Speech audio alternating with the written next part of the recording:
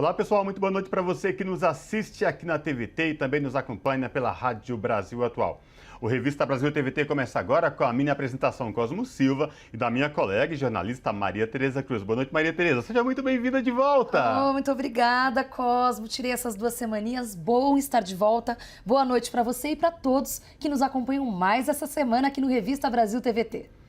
Sem ter chegado a um acordo para o fim das hostilidades, a segunda rodada de negociações entre Rússia e Ucrânia, realizada na Bielorrússia na última quinta-feira, terminou com alguns avanços na questão humanitária. O principal é garantir corredores para o trânsito e evacuação de civis que tentam fugir dos combates. Mas o conflito já invadiu o campo das sanções de ordem político-econômicas.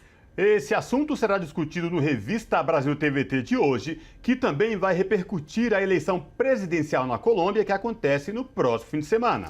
Entidades se mobilizam e prometem muita resistência para impedir a privatização da Eletrobras. Segundo as instituições, a venda da empresa traz perda de soberania e aumento de tarifas. Entidades também denunciam que o processo prejudica principalmente os mais vulneráveis e compromete também a economia. Esse assunto será analisado no programa de hoje. Na próxima terça-feira, dia 8 de março, é celebrado o Dia Internacional da Mulher. No atual governo de Jair Bolsonaro, infelizmente, a misoginia e ataques frequentes às mulheres se tornaram rotineiros. Nos governos Lula e Dilma, a pauta teve avanços sociais e as mulheres estiveram no centro de políticas públicas de Estado. No Revista Brasil TVT de hoje, vamos repercutir o 8 de março e as lutas das mulheres por direito, respeito e igualdade. A aprovação do projeto sobre as federações partidárias em 2021 e validada pelo Supremo Tribunal Federal mexeu com o panorama das articulações políticas para as eleições deste ano.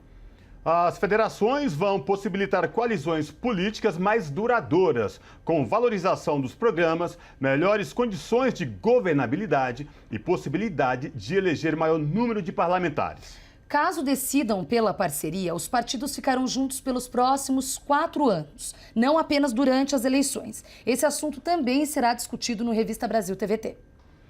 Estados preparam flexibilização do uso de máscaras. Para isso, as decisões tomadas por eles se baseiam na redução dos números de casos e óbitos pela Covid-19 no último período. Também apostam na vacinação como forma de conter o agravamento da doença.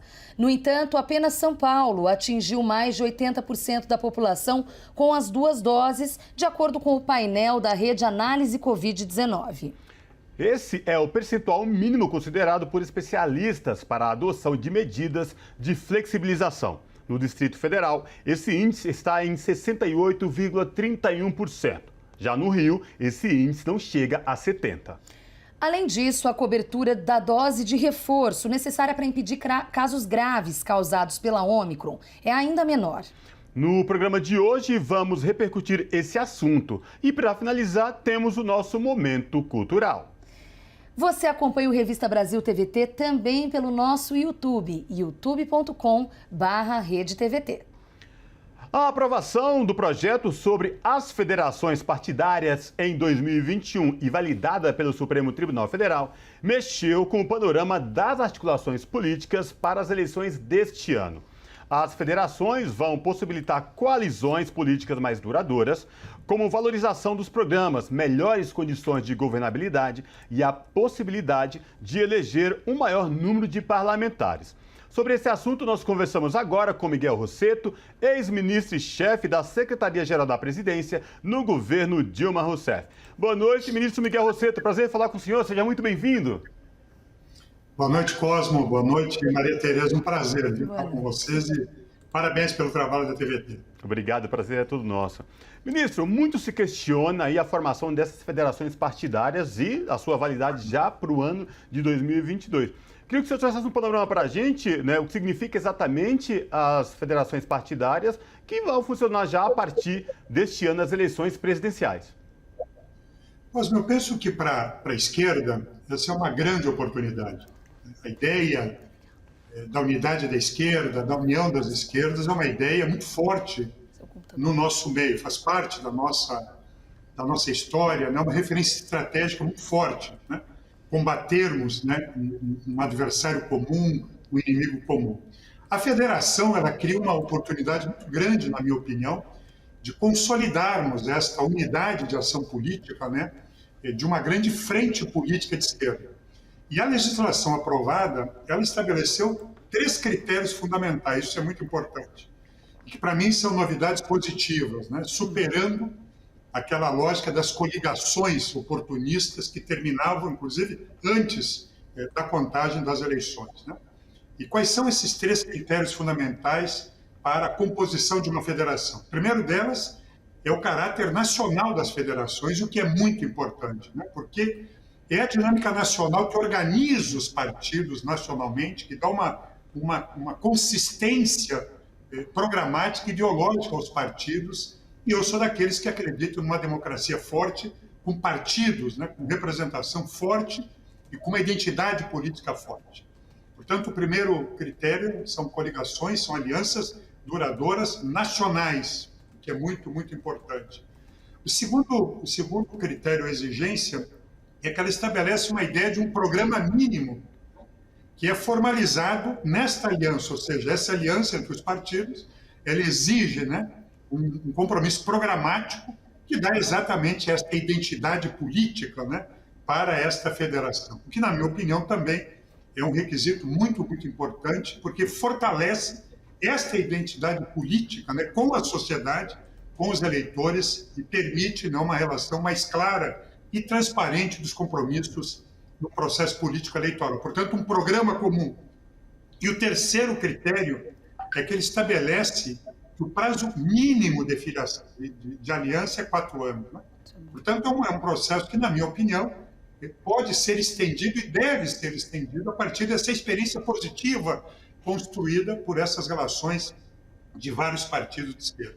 E, por fim, o que eu também acho um elemento positivo da lei é que ela jogou para os partidos que buscam se aliançar, se coligar, estabelecer a relação democrática interna de como vai funcionar esta aliança. Eu penso que isso é muito importante, isso qualifica a organização partidária, preserva as identidades dos partidos. O PT, eu sou filiado ao PT, busco uma coligação, uma frente com o PCdoB, com o PV, com o PSB, busco um diálogo permanente com o PSOL, os partidos de esquerda. Os partidos preservam a sua identidade política, né? Portanto, a sua ampliação, a sua expansão, a qualificação de seus quadros, um debate interno, ele fica absolutamente preservado. Mas o que é importante é que ele garante essa unidade da ação política com mais estabilidade nos partidos de esquerda, permite, portanto, que essa unidade aumente a potência política, né, para uma luta unificada em cima de um projeto social diferente. Se isso sempre é positivo ao longo da nossa história, gente, neste momento político, isso se torna mais importante. Nós temos uma tarefa gigantesca de derrotar Bolsonaro, o bolsonarismo, esta agenda ultra neoliberal, sustentarmos a candidatura do presidente Lula, elegermos o Lula e sustentarmos uma agenda de transformação e reconstrução do país com intensa participação popular. É evidente que um ambiente de unidade, né, mais estratégico, de médio e longo prazo, né, que estimule a unidade das bases desses partidos, da militância, ele fortalece a capacidade eleitoral desse partido, na minha opinião. Nós vamos ter pelo menos 200 parlamentares na Câmara eleitos por essa frente e cria um ambiente de estabilidade política à esquerda, um pivô político à esquerda forte nos processos eleitorais e na luta política permanente da sociedade, na construção de uma hegemonia de esquerda, né, que nós queremos. Portanto, eu penso que esta oportunidade é muito grande e deve ser acolhida com muita responsabilidade e intensidade pelas nossas direções partidárias. Eu não tenho participado diretamente, mas tenho acompanhado e sei que a presidenta Gleice tem trabalhado muito, e o nosso partido, o PT, nessa direção. Ministro, muito bom o panorama que o senhor fez agora, né, dos pontos positivos que são evidentes das federações partidárias, mas agora eu quero ir para o outro lado, né? Quando essa discussão começou há algum tempo, muito se falava na reforma política que todos ansiavam há tanto tempo e alguns chegaram até a chamar de uma mini-reforma.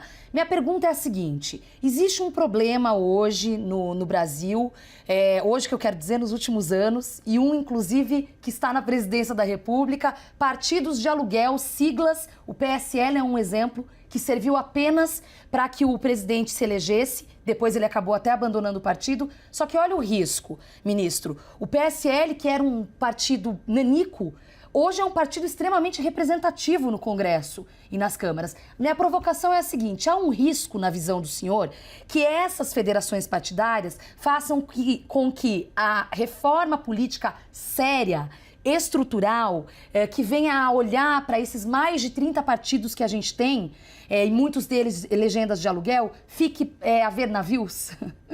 Não, veja bem, eu acho que o fim das coligações proporcionais nos processos eleitorais, tão somente o fim dessas coligações, é um grande avanço no sentido de estimular uma conformação partidária mais nacional e ideológica e acabar com essa farra, com esse mercado dos partidos que desmoraliza a democracia, né? Eu falo aqui de Porto Alegre. Na Câmara de Vereadores tem 33 vereadores e 18 partidos. Isso é uma desmoralização de uma democracia, né? Os partidos viraram unidades de negócio, né? E que, obviamente, nós temos que superar essa situação. Mais do que isso, né?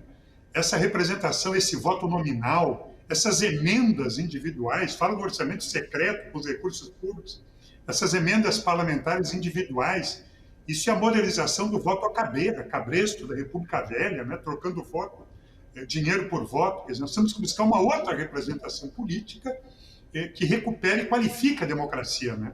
E uma democracia com mais substância, né? A democracia que nós queremos no país, ela não se limita à representação política, né? Nós temos muitas experiências de uma democracia direta, de uma democracia participativa, né? Esse é o objetivo que nós queremos. Eu acho que a federação caminha no sentido da reforma, porque ela sinaliza 3 questões fundamentais, como eu coloquei, né? Primeiro, a ideia de um programa claro, público, uma relação de identidade com a sociedade. Segundo, um prazo mínimo de 4 anos, portanto, ela rompe com aqueles interesses imediatos e oportunistas, né? E terceiro, ela cria, né, uma dinâmica nacional, portanto, programática, de identidade política, nas disputas nacionais, estaduais e municipais, o que é muito, muito importante. Eu acho que isso, do ponto de vista da esquerda, isso é muito positivo. Eu acho que é importante entender que a luta eleitoral é um momento de uma luta política.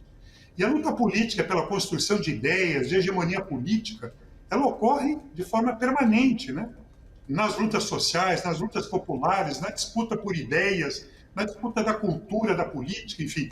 E pensar um projeto de sociedade significa pensar permanentemente essa disputa de ideias. Eu penso que uma aliança, né, com caráter mais estratégico, né, ela representa um processo educativo para os partidos de esquerda, articular e criar uma dinâmica unificada dessa militância, ela cria condições de um aprendizado coletivo, e nós precisamos permanentemente atualizar um projeto estratégico, né, anticapitalista, né, socialista, democrático para a sociedade brasileira, e, ao mesmo tempo, experimentar essa unidade no processo eleitoral. Eu penso que a ideia da federação de esquerda que nós estamos construindo amplia em muito a potência eleitoral dos nossos partidos. Veja bem, quem nos acompanha, nós vivemos uma situação no Brasil, por conta disso, que é uma distância muito grande entre o voto majoritário e o voto proporcional. Nós elegemos 2 vezes o presidente Lula, 2 vezes a presidenta Dilma, né? E o PT nunca passou de 10% da sua representação parlamentar na Câmara Federal. Nós precisamos criar uma ideia política comum de projetos que permita um voto mais identificado ideologicamente e não tão fragmentado. Eu acho que essa unidade da esquerda, dos partidos, neste momento, que é tão importante, né? Unificarmos forças, unificarmos militância, né? Darmos potência a um projeto alternativo a partir da liderança do Lula, é muito, muito importante. E, obviamente, Eu penso que é muito positivo nos apresentarmos desde já nas eleições municipais a partir de uma frente de esquerda consolidada e evitarmos aquela fragmentação de alianças, né, que cria uma confusão cultural, ideológica e deseducam, né, a sociedade, os eleitores em relação a projetos de esquerda ou projetos de direita. Em tempos autoritários do neoliberalismo, da violência, desse projeto perverso do Bolsonaro e do bolsonarismo, o melhor remédio é uma grande unidade da esquerda, um grande diálogo com a sociedade, né, e uma capacidade de animar e entusiasmar essa nossa sociedade. Todos nós, gente, todos nós que participamos de processos políticos, eleitorais, né, nossas lideranças sociais, sempre o que nós escutamos em todas as mobilizações da nossa base é unidade na luta política da esquerda, unam-se. Portanto, nós temos que escutar esse chamamento permanente do nosso povo, nos unirmos, né, e criarmos uma grande força política que assegure a vitória do Lula e sustente um projeto de transformação do Brasil. Ministro, nosso tempo está chegando ao fim, mas eu vou fazer uma outra provocação para o senhor no que diz respeito. O senhor trouxe aqui esse esclarecimento no que diz respeito à votação, que são as votações conjuntas, para não correr aquele risco de uma parte de uma bancada, de uma coligação, vota aqui e a outra vota totalmente ao contrário. Ou seja, essa loucura que ninguém entende e leva muita confusão à cabeça, né, das pessoas. Das pessoas, né? exato. Agora, ministro, e quanto ao fundo partidário, né? O que o senhor pensa? Como que você acha que o senhor acha que os partidos que se unam numa federação vão encarar a questão do fundo partidário? Eu acho fundamental, não há grande alteração em relação ao fundo partidário. Eu acho que o fundo partidário, ou seja, o financiamento público das eleições, é uma virtude em relação ao financiamento empresarial. É sempre bom lembrar isso, né? Uma das grandes mudanças importantes e democráticas que ocorreu foi exatamente a proibição do financiamento empresarial, que era a porta de entrada da corrupção do Estado brasileiro, né? Então, os fundos eleitorais e os fundos partidários são fundos de financiamento, né, da democracia brasileira, né? Eu acho que são fundos muito importantes. Eles são preservados a partir das identidades partidárias. Eu acho que isso é muito importante e registrado. Os partidos não perdem a sua identidade, né? Não perdem seu CNPJ. Os partidos continuam com a sua identidade, com a sua história, com a sua tradição. E eu penso que esta convivência mais estável, né, por um período mínimo desses 4 anos, ela cria tensiona positivamente um esforço, né, de aprendizado, né, de troca de experiências, de construção de políticas públicas, né, de um aprendizado político enorme a partir da diversidade muito grande do nosso país. Eu enxergo virtudes importantes e positivas nesse movimento de unidade da esquerda, de ação política comum, né, na construção de um outro projeto, especialmente num momento tão grave da vida política nacional, né, onde a democracia é ameaçada, o fascismo está aí, esse projeto ultra-neoliberal desastroso para o nosso país precisa ser derrotado. E nós temos que anunciar para a nossa base social, para a nossa militância, essa unidade. Eu fico imaginando, viu, gente? Vocês podem imaginar, quando nós anunciamos e se anunciarmos, e tomara que tenhamos condições de anunciar essa grande frente de esquerda, essa grande frente popular para a sociedade brasileira, e esses movimentos serem reproduzidos nos nossos estados ou municípios. É evidente que isto entusiasma, né, os nossos apoiadores, tem uma capacidade de convocação da sociedade democrática que quer transformação, que quer uma alternativa diferente desse projeto capitalista, perverso, excludente, destruidor da vida e do meio ambiente. Eu acho que uma frente de esquerda para o nosso país inaugura, né, de forma muito qualificada, uma outra relação política com a sociedade e fortalece uma democracia com base de partidos fortes no país. Por isso eu trabalho muito para que a gente consiga, já nesse momento, constituir essa frente, porque ela é um passo forte na direção da vitória política do Lula e de um projeto de transformação do país. Conversamos com Miguel Rossetto, ex-ministro-chefe da Secretaria-Geral da Presidência no governo Dilma Rousseff. Muito obrigada, ministro, pela participação e até uma próxima oportunidade. Um abraço a todos vocês. Parabéns, viu, pelo trabalho de vocês, mais uma vez, grande TVT. Um abraço. Um abraço. Um abraço, ministro. No próximo fim de semana, o povo colombiano vai às urnas para eleger seu próximo presidente.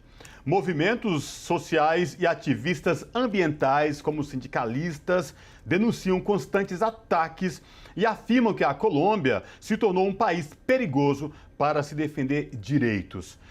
Para falar sobre essa questão, a Revista Brasil TVT conversa agora com Márcio Monzani, secretário regional da Uniamérica do Sindicato Global, que vai falar com a gente dessa expectativa, eles que vão participar da eleição lá como observadores. Boa noite, Márcio Monzani, prazer falar contigo, seja muito bem-vindo. Boa noite, Cosmo, boa noite, Maria Tereza, obrigado pelo convite da TVT, é um prazer estar com vocês e parabenizá-los pelo trabalho que vocês fazem aí no Brasil e a importância que tem a TVT para os trabalhadores e as trabalhadoras. Maravilha.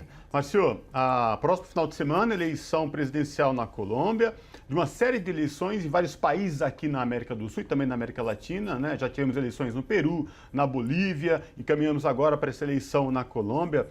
E existe uma especificidade muito grande aí na Colômbia, né, Márcio, que é ataques aos trabalhadores, ataques aos movimentos sociais que lutam pelo meio ambiente. Como é que está o clima? Vocês que irão participar como observadores internacionais, fala para a gente da expectativa desta eleição na Colômbia. Claro, primeiro, a Colômbia tem um histórico de violência muito grande, né? Já são mais ou menos só líderes sindicais, desde o início do período uribista até agora, são mais ou menos, em termos de violência e assassinatos, quase 4.000 líderes sindicais e 17.000 pessoas que sofreram algum tipo de violência, ameaças, sequestros, violência física, na Colômbia, ou seja, é um número bastante importante, né? E esse momento específico nos preocupa muito, principalmente por conta depois do estalido social que teve em 2019 e com as agressões que aconteceram em 2020 nas diferentes greves gerais, onde mais de 80 jovens foram assassinados. Ainda existe 150 pessoas desaparecidas, que não sabem o paradeiro, ou seja, esse número de mortos pode ser muito maior. E nós estamos trabalhando com um comitê na Colômbia que chama Missão de Observação de Eleições, que nos passaram algumas informações que eu posso comentar para vocês, de acordo com o desenvolvimento da nossa conversa, sobre as preocupações que nós temos agora em relação à eleição. Então, por favor, pode comentar. Vamos aproveitar já para seguir. Eu ia seguir para uma outra pergunta, mas já que a gente está nesse terreno, acho importante. Claro, faço uma introdução e depois a gente conversa como vai ser a observação. Primeiro, o movimento de observação de eleições, eles fizeram uma comparação dos 2 anos prévios às eleições, lá em 2017 para 2018 e de 2020 para 2021. Se nós observamos o conjunto das violências, ameaças, agressões, mortes, tem um aumento de quase 160% nessas violências comparado a um período ao outro.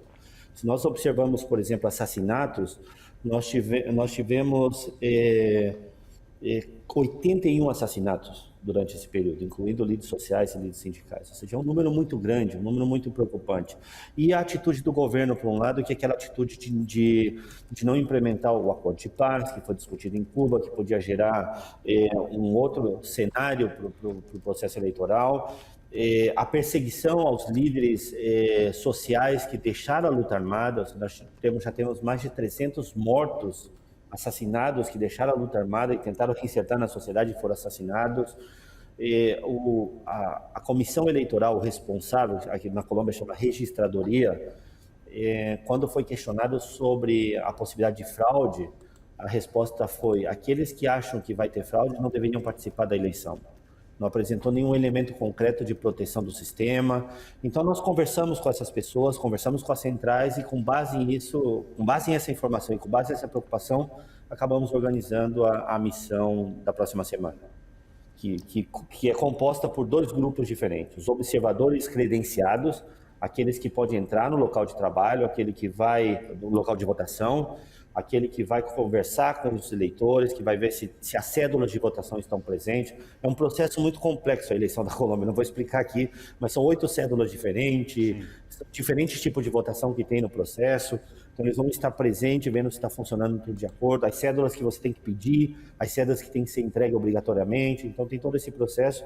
E por outro lado, nós temos também uma missão de alto nível, que participa, inclusive 2 companheiros aí da CUT do Brasil, da CONTRAF, a Rita Berloffa, que é presidente mundial nossa do setor financeiro, e o companheiro Roberto Vonderossi, o Betão, que é o secretário da Contraf, que nós vamos visitar algumas autoridades, uma reunião com o ministro, reunião com a comissão eleitoral, reunião com algumas embaixadas que estão também participando de um processo de observação nesse momento. Então, é todo um trabalho conjunto com o movimento de observações de eleições. Nossa delegação internacional são 85 pessoas, só que o conjunto de observadores credenciados são mais ou menos 700 pessoas na Colômbia. Certo. Márcio, nossa, é tanta coisa passando pela minha cabeça para perguntar, né? Você mencionou a questão do acordo de paz, eu queria perguntar do Álvaro Uribe, Ivan Duque, enfim. Mas eu acho que o melhor agora para a gente entender esse momento, eu queria saber como que está o clima neste momento, nessa atuação dos observadores. Eu soube que está havendo uma resistência das pessoas pró-Ivan Duque sobre a presença de vocês. E aproveitar para você nos contar também, Márcio, sobre o Gustavo Petro, porque é favoritíssimo para essas eleições. Então, como que está a temperatura nesse momento na Colômbia? Claro, bom, primeiro, a resistência nós sabíamos que ia acontecer, ou seja, ela é permanente. A presença internacional, a nossa presença na Colômbia, nós temos hoje um centro de organização estratégica que chamamos, que é para o fortalecimento do movimento sindical, com 20 pessoas trabalhando permanente na Colômbia, e nós temos inserções. Nós vamos de tempos em tempos para apoiar esse movimento, e a resistência é muito grande. Acabei de ser informado aqui que um companheiro do setor gráfico, saindo da visita a uma fábrica, recebeu disparos na porta do carro e, bom, conseguiu escapar, mas nesse momento, né? Outro elemento importante é que eu estava ontem na Colômbia, estava na região do Atlântico, que é uma das regiões mais difíceis nesse processo de eleições. E algumas regiões, algumas áreas rurais da região tem um toque de queda, que não se pode fazer campanha para a esquerda, para o progressismo, não só para a esquerda, mas para o Partido Verde, por todo o progressismo, com ameaça de morte, ou seja, não pode entrar com uma camisa do Petros. Aí todo um elemento importante aí nessa situação. Por um outro lado, existe uma expectativa muito grande. As pesquisas mostram uma grande vantagem do pacto histórico, né, em relação ao período anterior. Ontem estive conversando com um companheiro petroleiro que é candidato ao Senado, estivemos juntos e ele me estava explicando um pouco o processo. E existe uma expectativa muito grande de talvez dobrar o número de representantes da esquerda no Congresso colombiano. Seria o melhor resultado dos últimos anos. Essa é a expectativa que tem a gente. E você conversa com as pessoas, muitas pessoas que antes não falavam abertamente, olha, eu vou votar no Petro, eu vou votar no Pacto Histórico, você consegue ver isso na rua, você consegue ver isso não dentro dos nossos núcleos, das nossas bolhas, mas fora das nossas bolhas, você consegue observar isso. Eu estive nessa região e Petros estava em uma ilha que eu fui visitar, que é a ilha de San Andrés, estava cheio, praça cheia, lotada, a maioria da população estava aí para demonstrar apoio e tem se repetido isso em todo lugar que ele vai. Então acho que existe esse clima de basta de violência, basta de maltrato, basta de pobreza, basta de desigualdade, e eu acho que essa agenda que está trazendo é bastante interessante e existe um otimismo muito grande, mas esse otimismo depende do respeito ao processo democrático, depende de evitar que exista fraude e depende de que as pessoas possam votar. E essa é a grande preocupação. Não existem as garantias hoje, não podemos afirmar que existem garantias que as pessoas vão ter condições de votar de maneira segura e de maneira independente. Márcio, e o que chama a atenção é que você relembrou essa questão do histórico da Colômbia de violência, os ataques constantes na época eleitoral com sindicalistas, com militantes do meio ambiente, dos direitos humanos, enfim, mas o que você falou agora pra gente é muito importante, porque mesmo com toda essa violência, as pessoas não estão com medo de reverberar o seu voto e falar em quem exatamente o sentimento de mudança, é isso mesmo? Claro. Eu acho que os protestos de 2009, 2020, 2021 tiveram um fator importante nisso, porque foi para a rua com uma agenda bastante interessante, que era a agenda de formalizar o trabalho do combate à desigualdade, ou seja, através do trabalho formal, como combater a desigualdade, como gerar espaço para que... Na Colômbia eles chamam um grupo de jovens que eles falam nem trabalho e nem estudo, né? Nem trabalho nem estudo. São 20 milhões de pessoas que estão em essa condição, uma parte da população muito grande, ou seja, da Colômbia que estão em essa condição. Nós temos mais da metade da população colombiana em uma situação de pobreza hoje.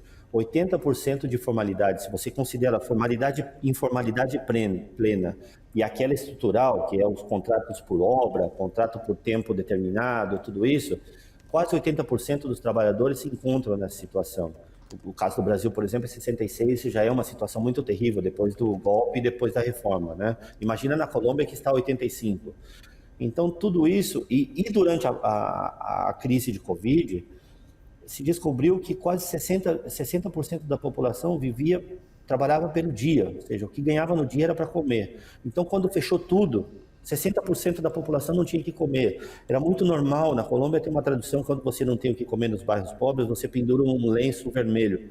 Era muito normal ver todos os bairros cheios de lenço vermelho, ou seja, era como uma coisa assim muito forte, muito marcante desse processo da pandemia. Então esse basta e essa proposta alternativa que fala com as comunidades mais pobres, que fala com as mulheres, que fala com os jovens, fala com os indígenas, fala com os trabalhadores, essa proposta está disseminada. A ideia da violência está ficando no segundo plano, e eu acho que isso é muito importante nesse processo de transformação. Nossa, imagem muito forte essa, né? Sim. Sobre o processo da fome, muito, muito forte. Enfim, eu fiquei arrepiada aqui. Márcio, eu queria falar um pouco dessa origem, origem não, mas esse agravamento, esse processo de depauperização ocorrido na Colômbia, que começa justamente lá em Juan Manuel Santos, depois, na verdade, anterior a isso, né? Mas depois que passa pelo governo dele e que piora com o atual presidente Ivan Duque, que é uma pessoa muito violenta, que não gosta de jornalistas. Em 2021, além desses sequestros e mortes, a gente também ouviu nos observatórios de repórteres que estavam sendo ameaçados, coagidos, alguns até assassinados, porque estavam tentando mostrar ao mundo essa escalada de violência. Queria que você trouxesse um pouco para a gente o quanto esse acordo de paz que ficou no meio do caminho é responsável por ter jogado ex-guerrilheiros, ex-trabalhadores rurais que trabalhavam em locais onde as Farc atuavam e ficaram sem renda e passaram por esse processo de depauperização, o quanto uma coisa tem a ver com a outra e se chegou a esse estado de miséria que vive a população da Colômbia e que por isso quer mudança. Claro, primeiro é completo a relação da implementação do acordo e do aumento da não implementação do acordo e do aumento da violência é muito visível, né?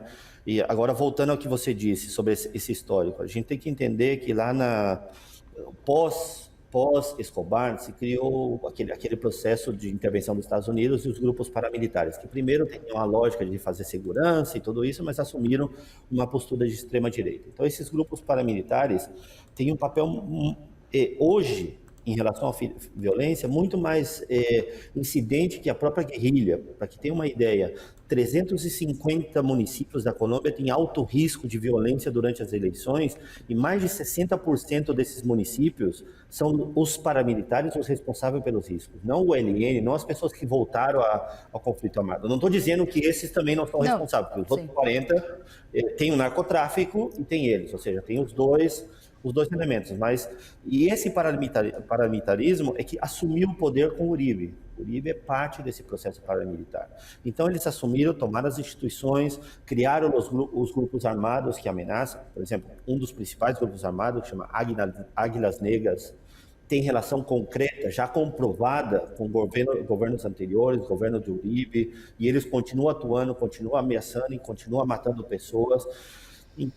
Qual era a função do acordo de paz? Era construir uma rota que tirava pelo menos as pessoas do campo, pelo menos as pessoas que trabalhavam e pelo menos a outra parte, que era a parte dos guerrilheiros do conflito armado. E criar condições para que eles pudessem participar. Nessas eleições, por exemplo, por isso que eu falo que é complexa a eleição, tem o que eles chamam de curules especiais, os assentos especiais, que são só para as vítimas do conflito armado.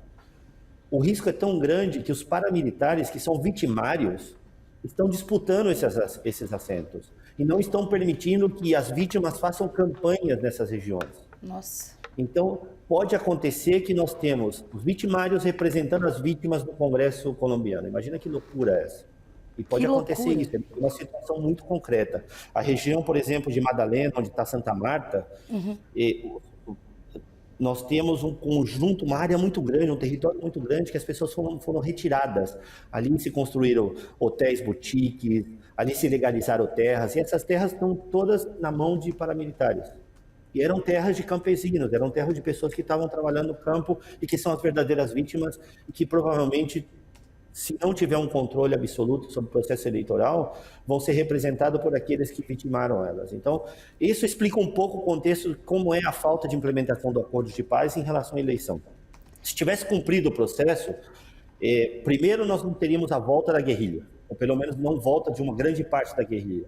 Nós não teríamos o aumento da violência, nós teríamos criado condições para que essas pessoas pudessem ser reinsertadas na sociedade.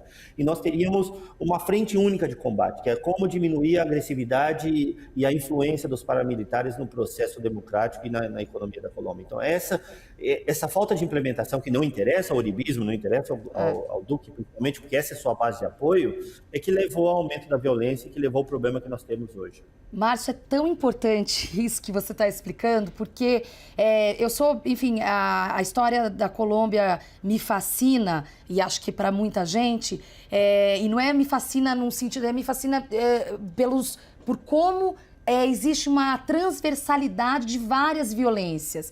E como a própria extrema-direita utilizou lá nos anos 90, né, lá logo depois do Escobar, vamos protegê-los para que esses grupos paramilitares surgissem hoje. E aí a minha pergunta agora é o seguinte, tudo bem, temos uma sociedade colombiana cansada dessa violência, como você muito bem explicou, mas Gustavo Petro tem desafios pela frente. Quais são eles, os principais?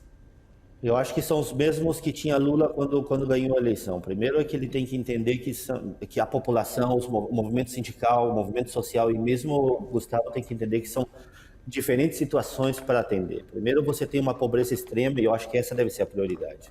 Eu estava conversando com companheiros do setor bancário e eu disse para eles ontem, vocês não são a prioridade no começo do governo Lula, do governo Petro.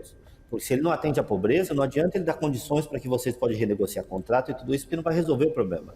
Então, acho que tem que cumprir etapas. Ou seja, como nós identificamos a forma de solucionar a pobreza, como formaliza trabalho, como cria trabalho, como institucionaliza a relação com as comunidades carentes, com os bairros que seriam como as nossas comunidades carentes com os bairros, como leva essa relação e o serviço, como leva o Estado para as zonas rurais, principalmente para regiões como Chocó, como Madalena, que são as regiões mais afetadas pela violência, como coloca a presença do Estado, porque hoje existe uma situação de abandono muito grande do Estado em grande parte da Colômbia. O Estado não está presente. Ou são os paramilitares, ou são os narcotraficantes, ou são a guerrilha, ou são as pessoas tentando sobreviver. O Estado mesmo não está aí. Então, como expandir isso? Então, esse é um processo que gera riqueza, independente de ter um gasto, um investimento inicial, aumentando a capacidade do Estado, aumentando a formalização, aumentando os controles, você vai gerar riqueza para depois responder aos outros setores, a classe média trabalhadora, o surgimento de uma classe média trabalhadora, porque não existe na Colômbia, os profissionais. Então, tem alguns elementos. E aí, acho que é um processo muito parecido que a gente esperava do Brasil e que foi interrompido por causa do golpe. Muito bom. Márcio, infelizmente, nosso tempo se esgotou, a gente teria até mais perguntas, mas claro que o tema não se esgota. Eu quero agradecer a sua participação, Márcio Monzani, secretário regional da Uniaméricas, Sindicato Global, e até uma próxima oportunidade. Obrigado a vocês novamente, e novamente felicidades pelo trabalho que vocês fazem aí na TVT. Abraço. Tchau. Abraço. Tchau. Estados preparam flexibilização do uso de máscaras. Para tais condições, os governos se baseiam na redução nos números de casos e óbitos pela Covid-19 no último período. também apostam na vacinação como forma de conter o agravamento da doença. No entanto, apenas São Paulo atingiu mais de 80% da população com as 2 doses, de acordo com o painel da rede Análise Covid-19. No entanto, a cobertura da dose de reforço necessária para impedir casos graves causados pela Ômicron é ainda menor. Sobre esse assunto, nós conversamos agora com Gessen Orellana, epidemiologista da Fiocruz Amazônia, mestre em saúde pública e que faz trabalhos em campo há 20 anos em diferentes regiões da Amazônia. Boa noite, Gessen. Prazer falar contigo. Seja muito bem-vindo. Boa noite, Cosmos. Boa noite, Maria. É um prazer estar aqui com vocês novamente. E estou à disposição para tentar auxiliar no que for possível. Obrigado pelo convite. A gente que agradece, viu, Gessen? Porque a gente tanto quis que esse momento de desaceleração da pandemia chegasse, que as pessoas comecem a pensar, levar sua vida, entre aspas, normal, e a gente ouve agora governadores querendo já flexibilizar o uso de máscara. Mas a gente sabe no Brasil, exatamente o Brasil por ser um país continente, que a vacinação é desigual, sobretudo em regiões bolsões, região norte, região no extremo nordeste do país e tal. Você que é expertise, você é pesquisador da Fiocruz, você trabalha com saúde pública. Márcio, fala pra gente como é que é essa questão, como é que a gente pode entender desaceleração da pandemia com a baixa vacinação no que diz respeito a todo o Brasil?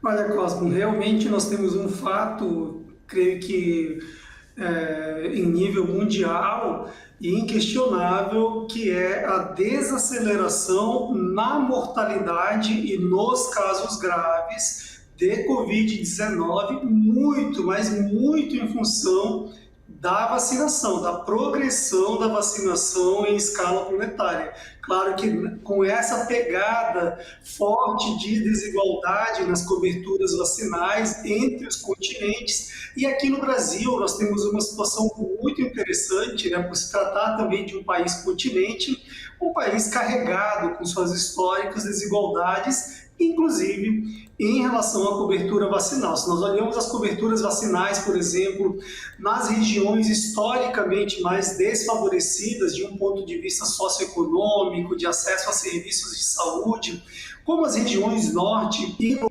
Brasil, nós vamos notar que as coberturas vacinais elas são muito menores nessas regiões, especialmente em regiões mais remotas da Amazônia, né, da gigantesca Amazônia brasileira, né? Então, eu acho que esse é um ponto importante a lembrarmos, né? Desaceleração dos casos graves e das mortes por Covid-19 e não necessariamente das novas infecções e dos casos novos. E a gente não precisa nem de grandes estatísticas, de grandes exercícios epidemiológicos para nos darmos conta disso. Basta ver o que aconteceu na Europa no final de 2021 e agora em janeiro e fevereiro de 2022 no Brasil, com essa explosão, com esse número inédito, inclusive, de casos novos, né, geralmente infecções e casos leves de Covid-19. Então, são duas curvas que nós tivemos e seguimos tendo e continuaremos tendo, né,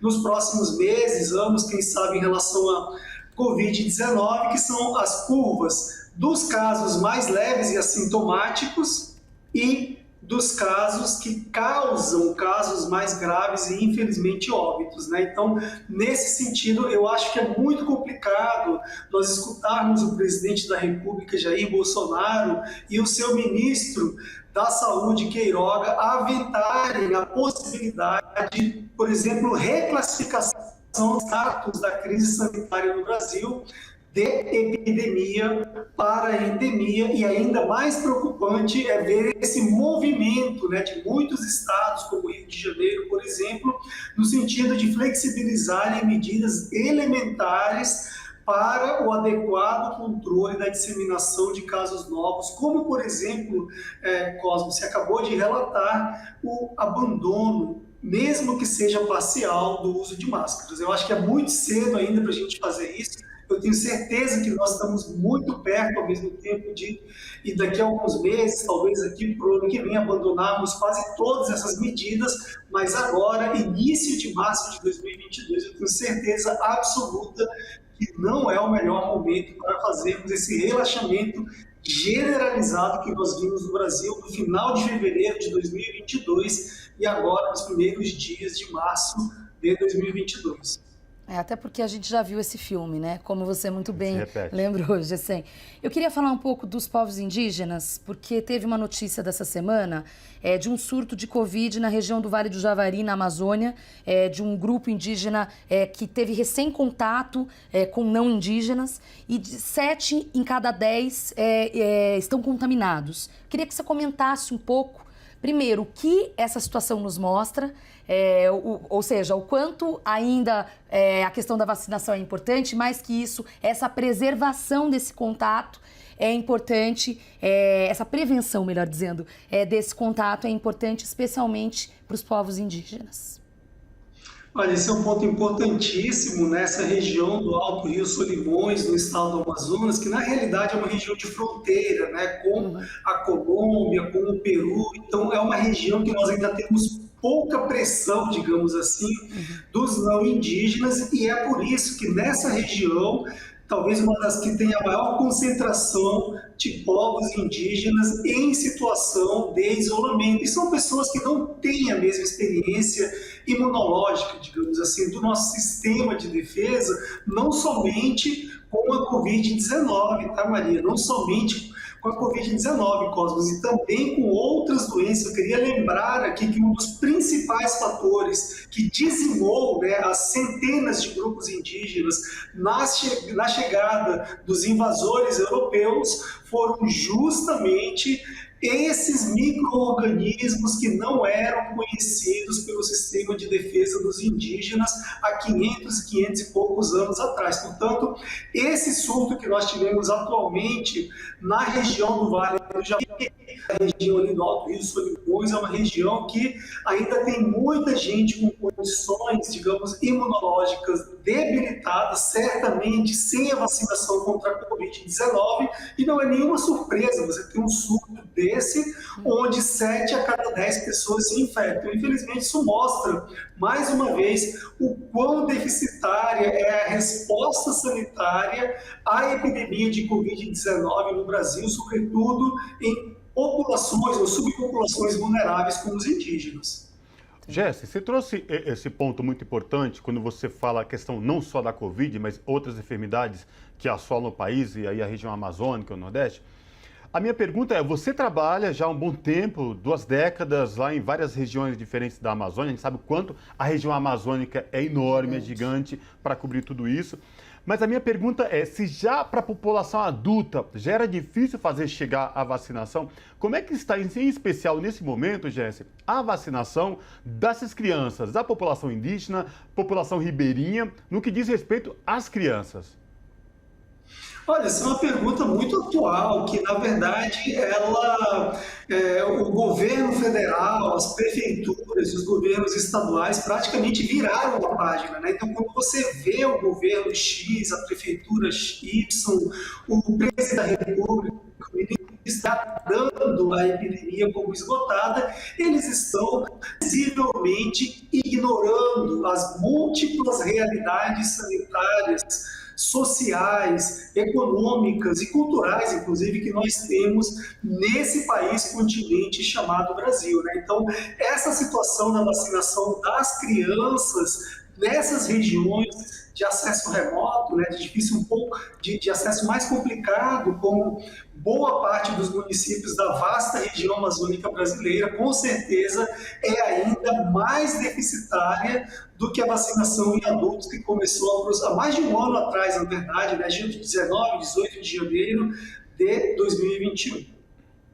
Gessen, você tinha falado no começo, na primeira explanação, né, na primeira resposta, foi muito objetivo e claro, incisivo, de que ainda era prematuro, ainda é cedo para considerar a pandemia uma endemia. Muito tem se falado sobre esses 2 conceitos. O que eu queria perguntar para você é o seguinte, dá para a gente vislumbrar quando será, ou tentar fazer aqui um exercício de futuro, quando a gente poderá começar a falar de maneira séria e responsável em endemia? É quando a cobertura vacinal de fato estiver completa? É quando, por exemplo, medicamentos como um que foi aprovado pela Anvisa essa semana para grupos específicos, né? Pessoas que têm alergia à vacina, tal, contra a Covid, entrarem de vez no mercado? Como equacionar isso? Olha, na realidade, essa variação de você mudar a classificação do status, né, da disseminação de uma doença, da categoria, por exemplo, de epidemia para endemia, ela não depende única e exclusivamente de um indicador. Ela depende de um conjunto de indicadores, né, como, por exemplo, de mortalidade, de casos novos, de coberturas vacinais, de capacidade instalada que os serviços de saúde têm para diagnosticar casos novos, da capacidade que as prefeituras, que os governos estaduais, que o governo federal tem para fazer o adequado contingenciamento de eventuais surtos, né? Então, depois que você tem sob controle esse conjunto de indicadores, esse conjunto de medidas, é que você consegue dizer de forma segura e, acima de tudo, responsável, que você está saindo de um status onde você não tinha praticamente grande controle, no caso do Brasil, nenhum controle, né, da epidemia, para um status onde você consegue, com base nos recursos tecnológicos, nos recursos humanos e nas políticas públicas de saúde, conter o avanço dos casos novos de forma a você ter que voltar a reconhecer novos e incontroláveis surtos dessa doença que podem se transformar em algo que nós já vimos em 2 vezes seguidas, né? Em cidades como Manaus, por exemplo, que tiveram 3 ondas de Covid-19, Rio de Janeiro, Fortaleza, Belo Horizonte e tantas outras grandes metrópoles brasileiras que foram triplamente castigadas pela epidemia. Claro que com graus, com intensidades distintas, a depender do contexto. Ô Gerson, e também, sobretudo, quando estas decisões de políticas públicas não são feitas de forma geral, que desde governo federal, governos estaduais e prefeituras andem na mesma linha. O que nós temos é governo federal com seu ministro da Saúde batendo cabeça, alguns governadores tendo uma ou outra atitude para conter o avanço e novos contágios e algumas prefeituras. Nessa bateção de cabeça, como sempre, quem sai perdendo é a população que fica vulnerável a tudo isso. Mas vislumbrando isso para frente, Jessen, o avanço da vacinação, novas drogas, é um sinal de esperança para a população?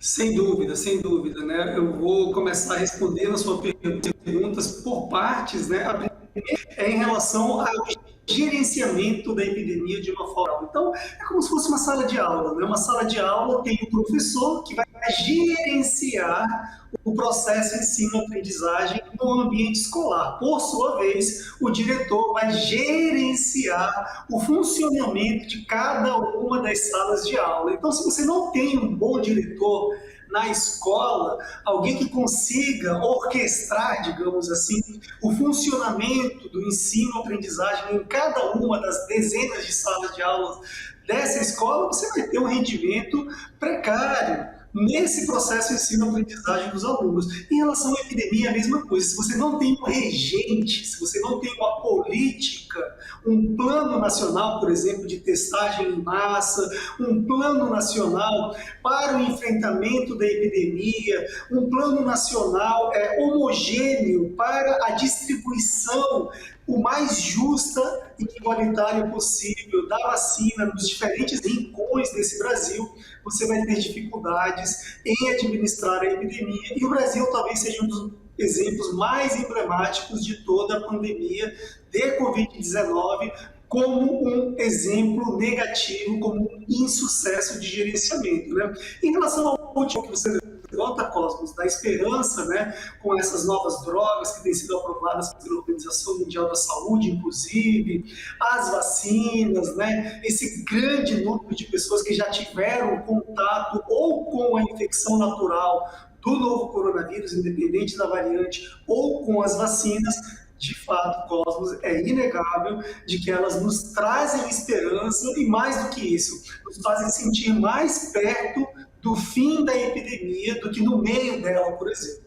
Muito bom. Enquanto isso não acontece, o bom, como o Gessen disse, é se cuidar. E eu e o Cosmo também, a gente vive falando sobre isso aqui. Cuidado o tempo todo. Exatamente. Gessen Orellana, epidemiologista da Fiocruz Amazônia, mestre em saúde pública e, como o Cosmo bem ressaltou, e eu faço questão de ressaltar, faz trabalho de campo há 2 décadas em diferentes regiões da Amazônia. Obrigada, Gessen, mais uma vez e até uma próxima oportunidade. Eu que agradeço, Maria, Cosmos e toda a audiência da TVT. Mais uma vez, obrigado e até logo. Abraço. Um abraço. E a gente aqui no Revista Brasil TVT vai para um breve intervalo e volta daqui a pouquinho, não saia daí.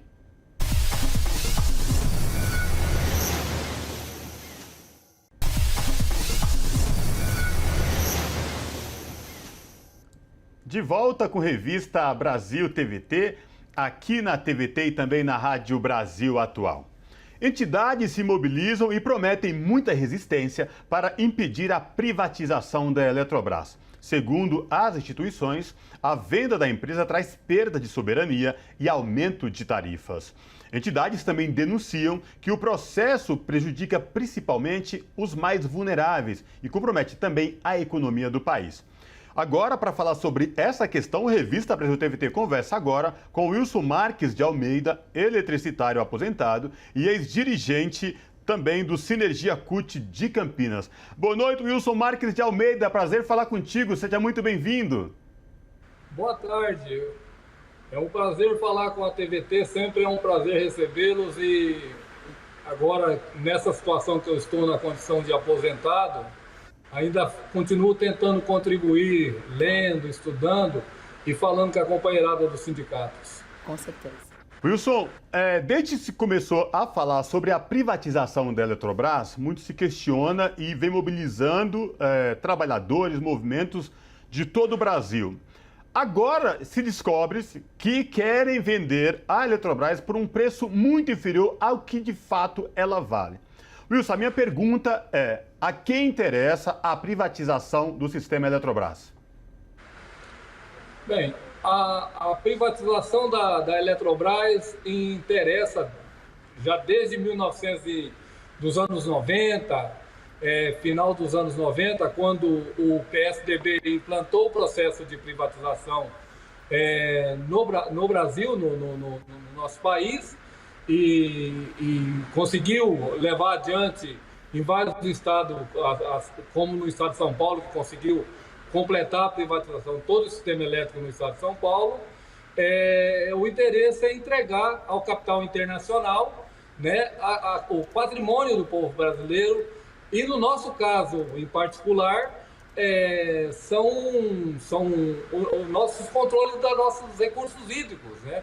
Que a nossa energia é uma das poucas que tem no mundo a base de hidráulica, de construção de grandes hidrelétricas. Então significa entregar o nosso controle hídrico, nosso potencial hidráulico para o capital internacional, visando a produção de energia com o objetivo focado não no fornecimento da energia elétrica, que é um bem social, um bem necessário para a sociedade, para a indústria, para a empresa, para a agricultura, mas entregar a energia como uma commodity para gerar riqueza, gerar patrimônio, gerar lucro para o capital internacional. E é esse processo que está sendo retomado agora, e o objetivo é o mesmo do PSDB do final dos anos 90, que foi interrompido em 2003 no governo do Partido dos Trabalhadores, no governo do presidente Lula, sob a administração da presidenta Dilma como ministra de Minas e Energia em 2003. Wilson, eu queria falar já de pronto do impacto, do possível impacto que a possível venda da Eletrobras, privatização da Eletrobras, vai provocar no bolso do consumidor. Queria saber, tem várias pesquisas, algumas indicam quase 7%, mais de 6,5% na conta, né, do consumidor, outras já falam em 8%, enfim. Queria saber quais as informações que você tem para nos trazer sobre isso e, sobretudo, explicar por que isso pode acontecer quando esse bem, esse direito e essa empresa brasileira é privatizada. Bom, para chegar nessa conclusão, para explicar essa conclusão, não é preciso ser economista, não é preciso entender de matemática, não precisa entender de nada disso. É uma lógica.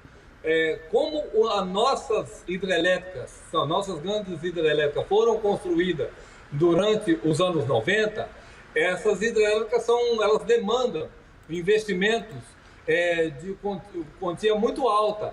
E esse investimento é amortizado ao longo dos anos. O cálculo que se faz é que com 30 anos de funcionamento de uma hidrelétrica, ela passa a gerar energia graças à bondade de São Pedro de mandar chuva e a graça de Deus, porque é só chover, ter água na represa que gera eletricidade. Então demanda só a graça de Deus de mandar chuva e a mão de obra dos trabalhadores, dos operários que trabalham nas hidrelétricas.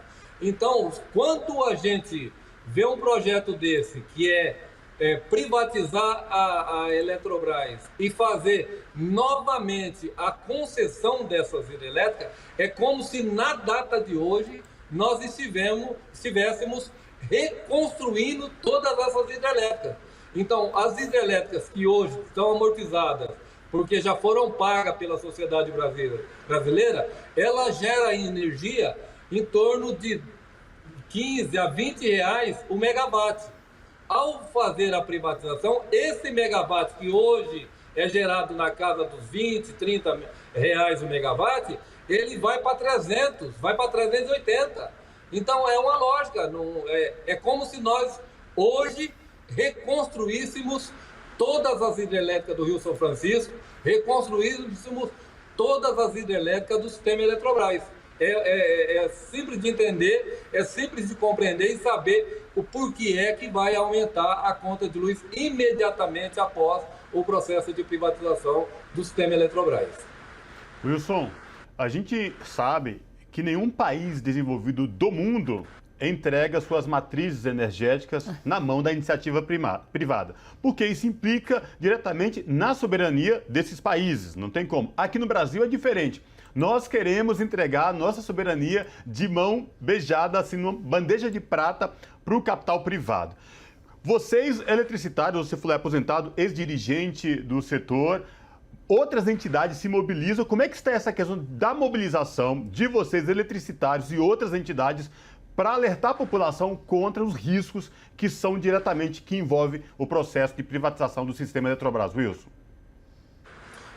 A gente precisa alertar e mostrar para a sociedade, acho que é a obrigação do movimento sindical, dos trabalhadores, a demonstrar isso, essa patriotada que nós temos no Brasil, que tem essa sede de entregar o patrimônio do povo brasileiro, que Deus nos deu, a bondade no nosso solo, entregada ao internacional, ao capital privado, como a Vale do Rio Doce, como o sistema de energia elétrica, no caso agora estamos falando no sistema Eletrobras.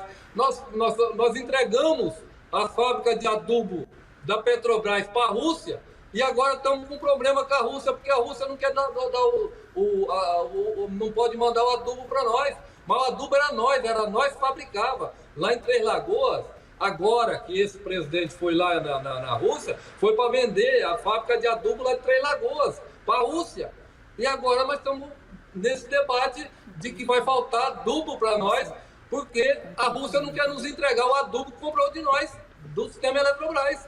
Então, esse patriotismo que ronda esse pessoal, esse povo, de ter essa vontade de entregar desde lá do PSDB, não é de hoje, nós não podemos de maneira nenhuma. Começa lá no governo do Fernando Collor de Mello, a entrega dos patrimônios brasileiros, passou pelos governos do PSDB, só foi interrompido durante os anos do governo do presidente Lula e da presidenta Dilma, e agora foi retomado já no governo do golpista Temer, e agora está sendo implementado muito mais profundamente essa entrega por esses patriotas que estão no governo hoje. Wilson, falando um pouco dessas articulações políticas, você mencionou que o próprio PT, inclusive o ex-presidente Lula, falou recentemente, foi muito incisivo sobre o desastre que seria a privatização da Eletrobras, chegou a fazer até um apelo aos investidores que não aceitassem qualquer oferta nesse sentido. E o PT, o Partido dos Trabalhadores, ingressou com uma ação justamente questionando esse valor irrisório da Petrobras, né? Praticamente dando... da Petrobras não, da Eletrobras, desculpa. Falei uma coisa pensando em outra. Mas é energia do mesmo jeito. Exatamente, exatamente. Questionando. E, curiosamente, no STF, quem julgou essa ação procedente foi o Cássio Nunes Marques, ministro, inclusive, indicado pelo Bolsonaro, né? O que tem até uma situação aí de fofoca curiosa. Mas o que eu quero saber é o seguinte: qual que é a avaliação desse tipo de ação do Partido dos Trabalhadores, do próprio ex-presidente Lula, em tentar barrar a privatização da Eletrobras? Nós estamos falando de uma situação conjuntural, que não é uma situação de momento, a conjuntura de momento, mas nós estamos resgatando uma situação, uma posição que já foi provado pelo presidente Lula que é possível, porque a Eletrobras estava, quando o presidente Lula venceu as eleições em 2002, a Eletrobras estava incluída no Plano Nacional de Desestatização. O Lula assumiu a presidência no dia 1º de janeiro de 2003. Durante o ano de 2003, foi construído um novo modelo para o sistema elétrico brasileiro, reconstruiu o que tinha sido destruído lá no governo do Fernando Collor de Mello, que é o planejamento estratégico do setor elétrico, que é a operação interligada do setor elétrico. Isso foi reconstruído pelo governo do presidente Lula em 2003, com a presidenta Dilma como ministra, e virou lei em 2004, a Lei 10.848, que proibiu a privatização do sistema Eletrobras. Ou seja, o Partido dos Trabalhadores, através do presidente Lula e da ministra de Minas e Energia, Dilma Rousseff, eles construíram um novo modelo, onde não permitia a privatização do sistema Eletrobras, tornou isso uma lei. Essa lei foi mudada no governo do golpista Michel Temer. Tiveram que mudar a lei. Ou seja, o Partido dos Trabalhadores, através do presidente Lula, já mostrou na prática que é possível a gente manter o sistema Eletrobras no controle do Estado, né? E manter e trazer o capital privado para investimento em novos aproveitamentos, em linhas de transmissão, que nós tivemos racionamento, o apagão de 2001, 2002, foi porque nós não tínhamos linha de transmissão para trazer energia do norte, que tinha energia sobrando do norte, não tinha como nós trazer energia para o sudeste. Nós tínhamos energia no sul, não tinha linha de transmissão para trazer energia para o sudeste. Foi durante o governo do presidente Lula que foram foi construído as linhas de transmissão com o auxílio, com o apoio e com a vinda de capital privado, aplicando junto com a Eletrobras. E aí, outra medida que é preciso a gente trazer à memória das pessoas foi que em 2013, a então presidenta Dilma editou uma medida provisória, a medida provisória 579, que prorrogou todas as concessões de geração de energia elétrica que estava amortizado. Em 2013, houve uma redução em março de 2013 em toda a tarifa de energia elétrica dos consumidores no Brasil de 20% e da indústria de 28%. Isso foi a presidenta Dilma que fez lá em 2013, que depois a pressão do mercado, esse mercado, essa mão invisível do mercado, vem em 2015, começa a pressão para derrubar a presidenta Dilma logo que ela foi reeleita e cria uma tarifa extraordinária de 2015, anulando a redução de tarifa que a presidenta Dilma tinha feito em 2013. Então, ou seja, é possível a gente ter um sistema elétrico planejado, com planejamento para o futuro, prevendo quanto é que vai aumentar a indústria, quanto vai demandar na indústria, quanto que nós temos que construir, aumentar em fornecimento de energia elétrica. E mais, nós esgotamos os nossos aproveitamentos hidráulicos, nossos aproveitamentos de hidrelétrica está esgotado. Agora estão retomando a discussão de construir hidrelétrica na Amazônia. É mais um ataque na Amazônia que estão preparando agora. Estão discutindo isso lá no Congresso nesse momento. Fazer grandes hidrelétricas na Amazônia. Isso durante o governo do presidente Lula e da presidenta Dilma foi proibido.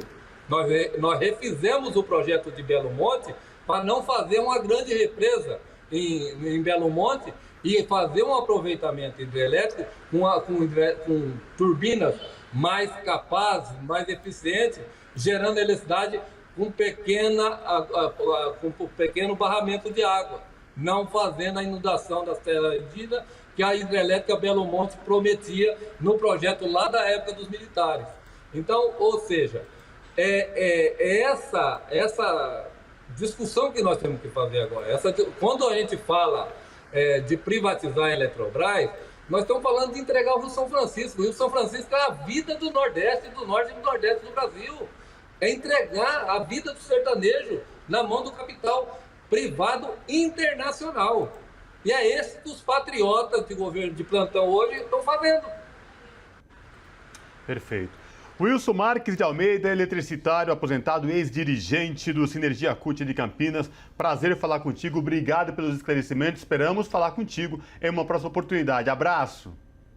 Abraço, eu estou sempre às ordens, sempre à disposição para contribuir naquilo que for com o debate sobre. Embora aposentado, eu quero continuar na luta. Nosso sindicato tem um slogan: da luta não se aposenta. Esse eu me coloco à disposição. Abraço. Abraço.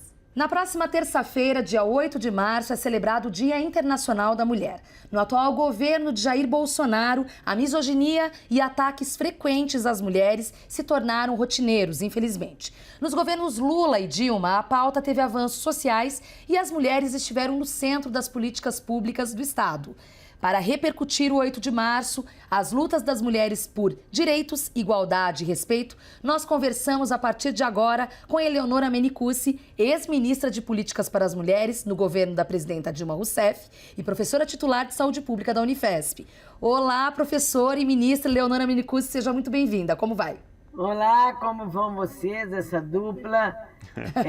Eu estou muito bem, estou muito contente de poder participar com vocês na TVT, na nossa TVT. Maravilha. Com certeza nossa.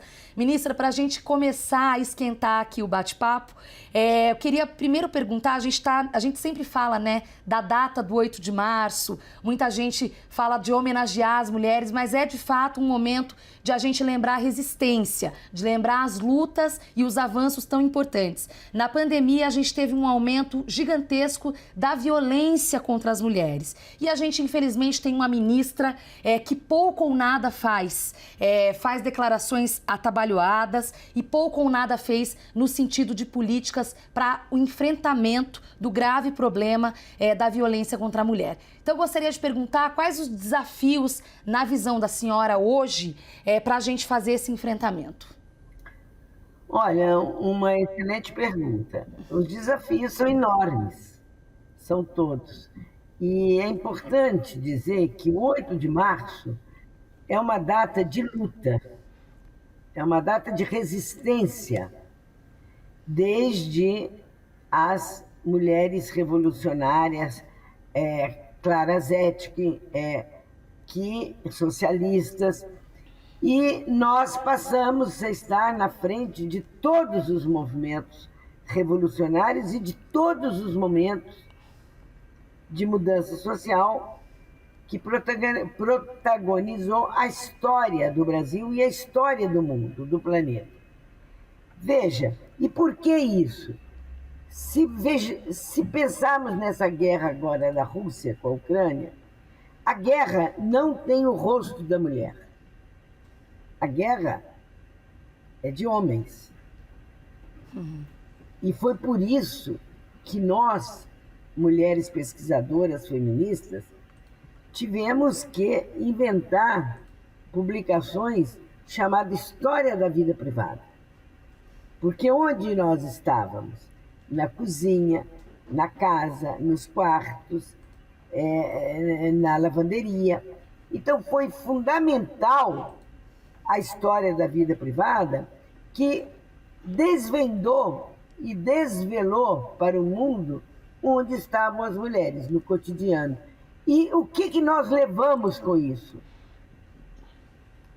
Nós levamos os nossos corpos, as nossas sexualidades para o espaço público, que foi, se nós pensarmos na colonização brasileira, quem foram as mulheres estupradas? As mulheres negras, as mulheres indígenas, né? Então, por que eu fiz esse prólogo? Para mostrar que o 8 de março sempre foi e será um dia de luta, um dia que nós celebramos a luta, né? E neste ano, como não podia ser diferente, nós estamos com uma pauta muito importante, que é a pauta do basta de Bolsonaro, pela vida das mulheres, contra a fome, contra a miséria, contra o desemprego. E nós avançamos muito nos nossos governos, Lula e Dilma, e quando eu estive ministra nos 2 mandatos da presidenta Dilma, nós construímos, ao longo do governo Lula e Dilma, 3 importantíssimas leis que mudaram a vida das mulheres. A Lei Maria da Penha, que acabou com a Lei 9.099, que era a punição ao agressor das mulheres por violência, apenas com uma cesta básica. Na Lei Maria da Penha vinha a punição, a cadeia, e pena essa que aumentava 30% se um assassinato fosse cometido na frente de crianças. Não é? A Lei Maria da Penha garantiu os direitos das mulheres. Aí no governo Dilma, nós avançamos com a lei do feminicídio. Sim. O que é a lei do feminicídio? Nós tiramos a mulher, o assassinato de mulheres pelo fato de ser mulher, primeiro, do Código Penal ultra-patriarcal, que põe homicídios de mulheres. Então, nós mudamos a linguagem. Feminicídio. Sim. Morte de mulheres pelo fato de serem mulheres. O Brasil passa a ser, naquele momento, o 16º país do mundo a ter uma lei de feminicídio. E até hoje nós estamos implementando a lei, porque é difícil para os delegados, as delegadas, as varas criminais de juízes especiais, de entenderem quando é feminicídio e quando é uma morte na rua. O feminicídio pode ser dado dentro de casa ou fora de casa.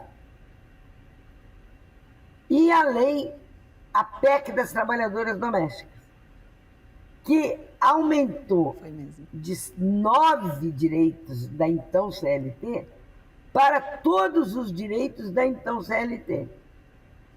E o que hoje nós temos? Um desmonte de todas essas leis. E dessas leis, essas leis reverteram em políticas públicas. No programa Mulher Viver Sem Violência, no programa Pró-Equidade de Gênero e Raça, e nos direitos das trabalhadoras domésticas. E nós vimos na pandemia um aumento assustador da violência doméstica, porque a casa nem sempre é o lugar mais seguro para as mulheres ficarem, e elas tiveram que ficar com seu agressor. Do feminicídio, porque a violência é a antessala do feminicídio, e da exploração das trabalhadoras domésticas, que as patroas e patrões obrigavam as trabalhadoras domésticas a irem trabalhar durante a pandemia, mesmo com alto índice de transmissibilidade no transporte coletivo, sem nem pagar táxi para elas. Então, hoje, o desmonte é abissal. Por isso que é fundamental ganharmos essa eleição, tirarmos o Bolsonaro e reconstruir o Brasil e reconstruir as políticas de violência contra as mulheres, as políticas de direitos das mulheres. Ministra, a senhora fez parte de um governo progressista que ficou marcado por essas políticas onde as mulheres tinham poder, o poder público do Estado, iam para cima, as mulheres eram ouvidas e as mulheres eram respeitadas. E a senhora trabalhou em 2 mandatos no governo da presidenta Dilma Rousseff, a senhora fez parte efetiva e no mês de março a gente via com frequência várias campanhas, mas que as mulheres estavam na linha de frente. Como é que é para a senhora agora conviver com todos esses ataques e retrocessos, ministra? Olha, é indignante. É lamentável e eu me pergunto como que nós chegamos a isso. Aí nós já sabemos, tem o Steve Bannon, tem as fake news, tem o golpe que foi o primeiro ato. O primeiro ato foi a retirada da presidenta Dilma, o golpe. O segundo ato foi a implementação das políticas neoliberais mais ferozes, com perda de direitos. O terceiro ato foi a prisão do presidente Lula e o impedimento dele candidatar e a tentativa de criminalizar o Partido dos Trabalhadores e das Trabalhadoras. Então, este ministério que tem aí, com essa senhora, ele não é digno nem de ser chamado de ministério. Eu vou te contar. O orçamento para 2022, o plano plurianual, era 0 de política para as mulheres. Eu escrevi um artigo, eu fiz um trabalho sobre isso. Não tinha recurso nenhum voltado para as políticas de enfrentamento à violência, para as políticas de enfrentamento ao desemprego das mulheres, as políticas de saúde integral das mulheres. Não tem recurso destinado no orçamento. E quando eu entrei, quando nós fomos golpeadas, tinha 360 milhões para a construção das casas da mulher brasileira. Então, veja, como que se pode ver isso? Com uma indignação e uma determinação de luta para tirar o Bolsonaro. E a camarilha toda que está lá. Sim, isso se mostra cada vez mais urgente, não apenas em março, mas sempre, né, ministra? Sim, sempre. E março só é o dia de luta das mulheres. Isso. Não é um dia de dar flores. Sim. Sim. É um dia de luta das mulheres. Sem dúvida. É o dia que as mulheres celebram. Nós fomos às ruas gritar fora Dilma, fica Dilma, fora Temer, ele não, contra a medida provisória 181 que queria acabar com a violência obstétrica como Sim. violência. Sim. Né? Inclusive, ministra, desculpa interromper a senhora, mas nas pesquisas recentes, a mulherada é a que mais rejeita, nós mulheres somos as que mais rejeitamos a eventual reeleição, né, a votação em Jair Bolsonaro. Ou seja, as mulheres vão salvar ainda o Brasil, ministra. Sem dúvida, nós somos 52% da população. E não é uma questão identitária, é uma questão de sujeitos de direito e uma política de reconhecimento de existência. Falando nisso, queria falar um pouco de representatividade e da relação de racismo quando a gente fala também em gênero. A gente está no mês de março, no próximo dia 14 vai ser lembrado, infelizmente, o assassinato de Marielle Franco. Que foi uma das grandes, né? Uma das grandes figuras que, inclusive, chamou a atenção. Infelizmente, a morte de Marielle, né? A perda dela, acabou também nos chamando a atenção para a importância da representatividade das mulheres, especialmente as mulheres negras na política. E aí minha pergunta para a senhora, ministra, é exatamente sobre isso. Qual a análise?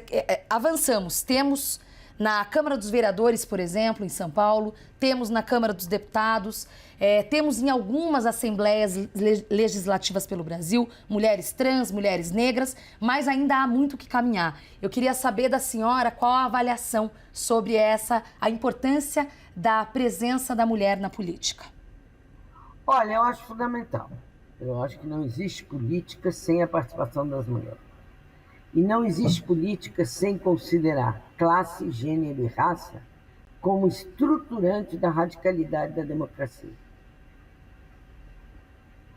Porque não é só classe. Quem está nas classes? As mulheres e a população negra. Sim. Né?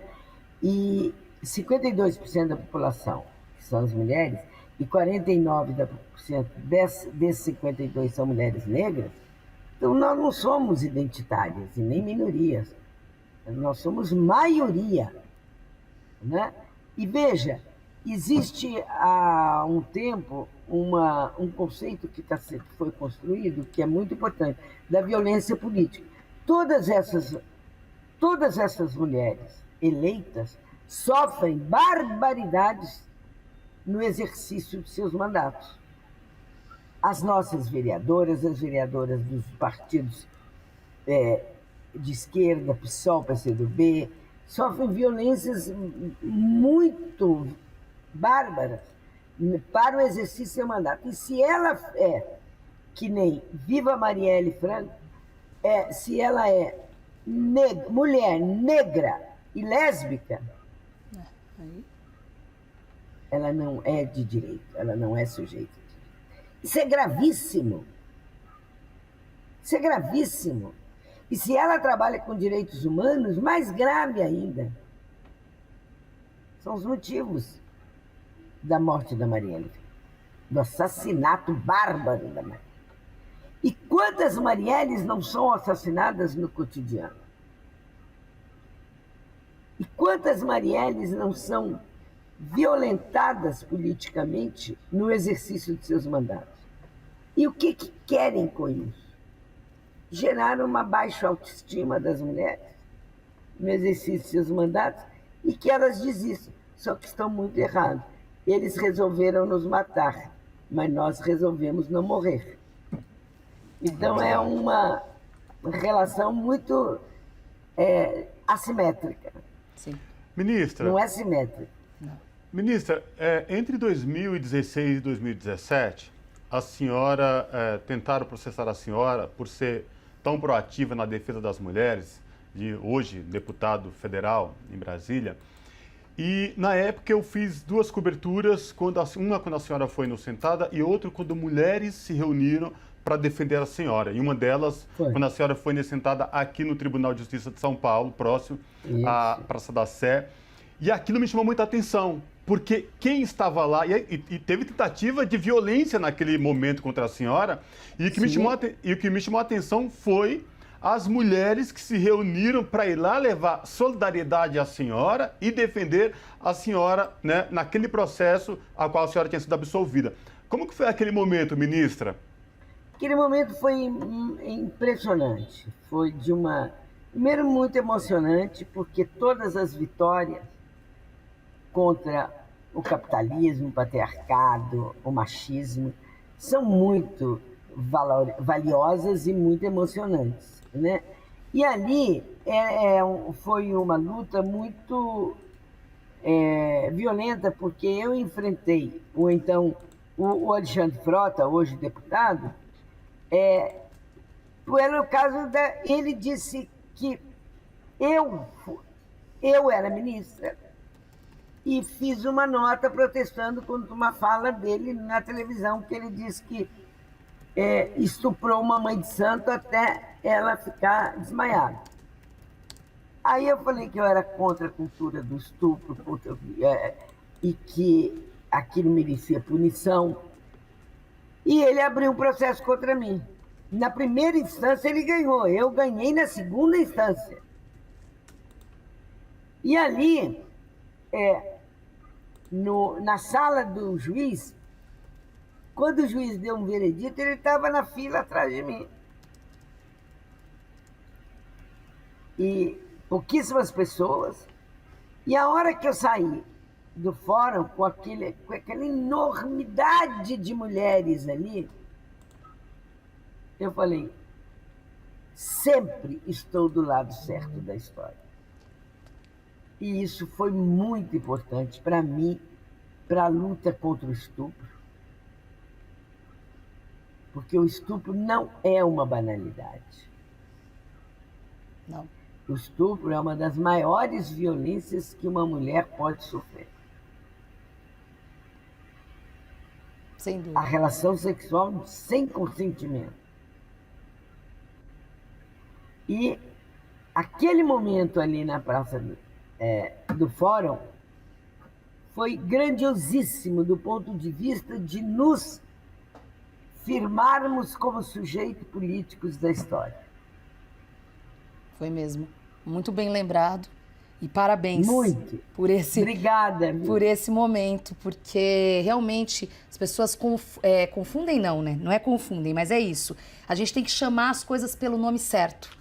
Então, foi muito importante. Feminicídio, estupro, né? Não é brincadeira, não é... Eu sempre falo, ministra, uma coisa que me incomoda muito, e felizmente, até por essas mudanças feitas na gestão da senhora, pelo acompanhamento da senhora nos governos do PT, mudanças do tratamento pela mídia, né?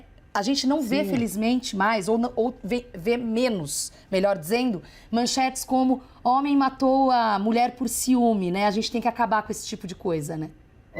Total. E nós não podemos conviver com isso. Democracia não permite isso. Exato. Sem dúvida. Exato. Não permite. Por isso que eu digo que classe, gênero e raça são estruturantes de um processo democrático.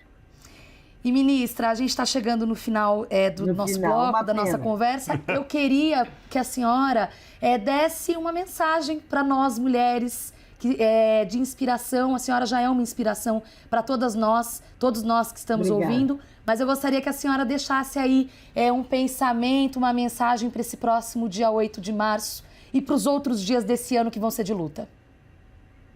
A mensagem que eu deixo é uma mensagem de luta. É uma mensagem de esperança, mas a esperança do Paulo Freire, do verbo esperançar. Estar sempre em movimento. E nunca deixem que fale por você.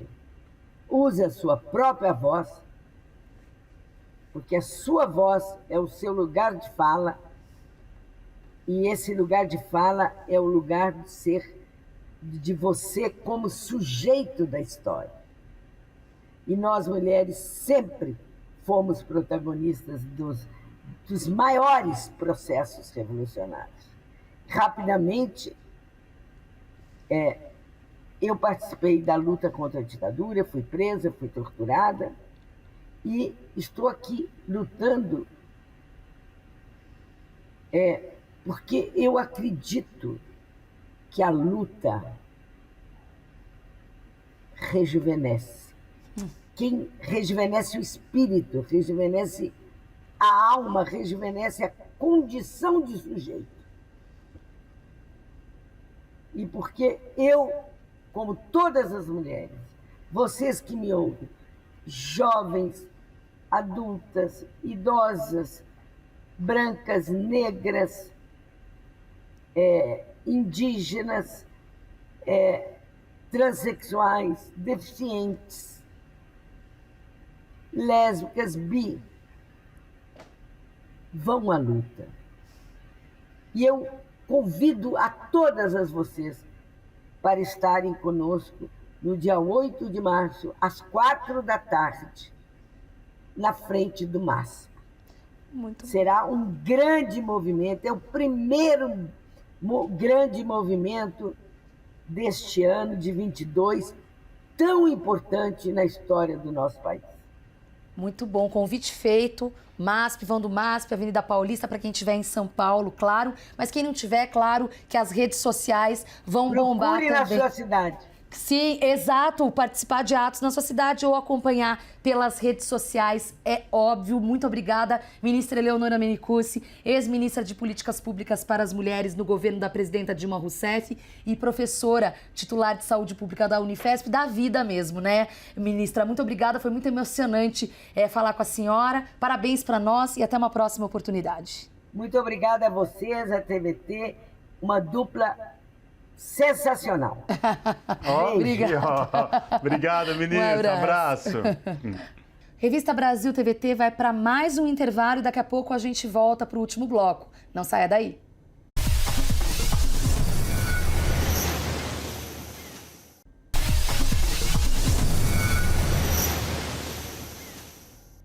De volta com Revista Brasil TVT, aqui na TVT e também na Rádio Brasil Atual. Sem ter chegado a um acordo para o fim das hostilidades, a segunda rodada de negociações entre Rússia e Ucrânia, realizada na Bielorrússia na última quinta-feira, terminou com alguns avanços na questão humanitária. O principal é garantir corredores para o trânsito e evacuação de civis que tentam fugir dos combates. Mas o conflito já invadiu o campo das sanções em ordem político-econômicas. Sobre essa questão, a Revista Brasil TVT conversa agora com Ladislau Dalbor, que é economista e professor titular da Pontifícia Universidade Católica de São Paulo. Boa noite, professor Ladislau Dalbor. Prazer falar com o senhor. Seja muito bem-vindo. Boa noite a você, boa noite aos ouvintes. Professor, nós entramos nessa segunda semana, praticamente, dos conflitos entre Rússia e Ucrânia.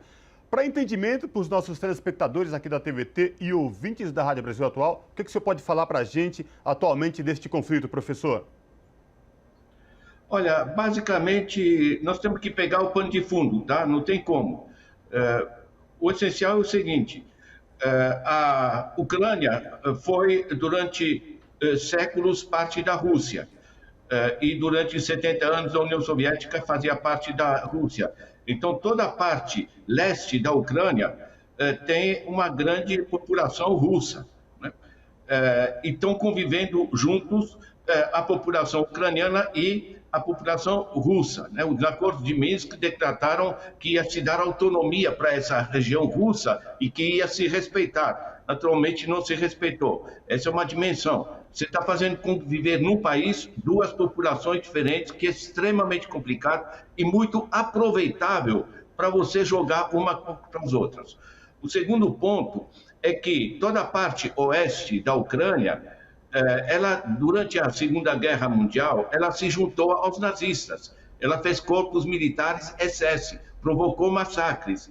Todos esses grupos de extrema-direita, desde a Segunda Guerra Mundial para cá, se mantiveram organizados e fazem parte do governo atual. Eles foram muito fortemente insuflados pelos Estados Unidos, no sentido de provocar toda essa parte que vem com Lugan e com Donetsk, a parte do chamado Donbass, a parte sudeste da Ucrânia, com bombardeios diretos, né? São desde 2014, quando eles deram golpe de Estado com esse grupo de direita, com forte apoio norte-americano, certo? Eles passaram a agredir diretamente essa parte que é mais russa, né? E gerou uma situação absolutamente insustentável, né? Tem outra dimensão que é dos Estados Unidos, né? Porque a Europa, nas últimas décadas, se voltou muito mais para a Rússia, né? Passa a depender com os oleodutos, gasodutos da energia, passa a depender dos alimentos, do trigo, da Rússia, da Ucrânia, etc. Enfim, passou a ter as ferrovias que alimentam hoje a partir da China. Hoje você tem ferrovia direto de Beijing até Madrid, passando por toda a Europa, né? Então, na realidade, estava se formando um eixo geopolítico, digamos, uma Europa chamada Eurásia, né? O conjunto que pegaria junto a China e a Rússia e deixaria, de certa maneira, os Estados Unidos chupando picolé, certo? Porque ficaria isolada nesse processo, né? Eu sei que chupando picolé não é uma análise geopolítica séria, mas é o que se trata. Os Estados Unidos decidiram insuflar e provocar um conflito que é importante para eles, que é o resultado essencial até agora dessa guerra, que a Europa Ocidental voltou a estar debaixo dos Estados Unidos, né? Isso é a dinâmica geopolítica que se criou com essa guerra. Isso aqui não tem inocentes, tá? Para o Putin, é absolutamente insustentável, eu falava isso anos atrás, ver essas agressões permanentes contra uma população russa que está do outro lado de uma fronteira e simplesmente não fazer nada. Professor, esse conflito já invadiu o campo das sanções de ordem política e econômicas. Qual o impacto global para a economia global deste conflito, professor? Olha, nós estamos em primeiros passos, né? Então, tem uma dimensão que está sendo analisada, por exemplo, na área alimentar, que é extremamente importante, porque a Ucrânia é um grande fornecedor de trigo, a Rússia também, grande parte da Europa se alimenta com esses países, e isso pode pressionar também preços internacionais dessas commodities, né?